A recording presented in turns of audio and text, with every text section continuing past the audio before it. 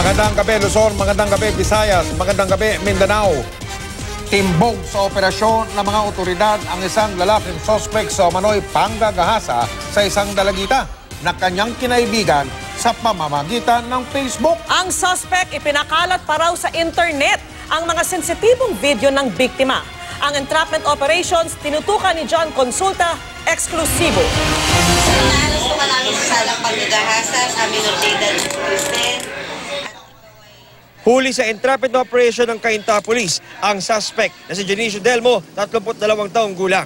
Pagdating sa presinto, di na napigilan ng minor de edad na biktima ang kanyang galit nang makaharap ang suspect. Sumbong ng pamilya ng biktima, kinibigan daw ng suspect ang 13 anyos na biktima sa Facebook hanggang sa maaya ito na makipagkita sa isang lugar sa Cainta. Ay pinainom daw po sa kanyang sago. Pinilit po siya daw na dinala motel na.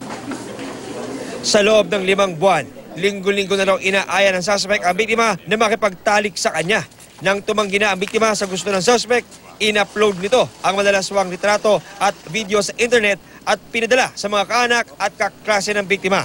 Matagal na kaming magka-contact sa FB. Kaso minor yun, sir. Bakit gano'n na nangyari? Ayaw ko lang kasi mawala siya, sir. Kaya mo in-upload yung sex video? Yes, sir.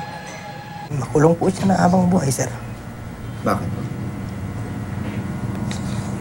Para hindi na pamarehasa ng iba. Yung lahat ng nabiktima nito, mangyari mang dumulog sa impila ng pulisya dito sa Cainta Municipal Police Station para bibigyan namin ng karampatang tulong. Walang piyansa ang kasong statutory rape, child abuse at paglabag sa Cybercrime Prevention Act na inihain laban sa suspect. John Consulta, nakatutok 24 oras.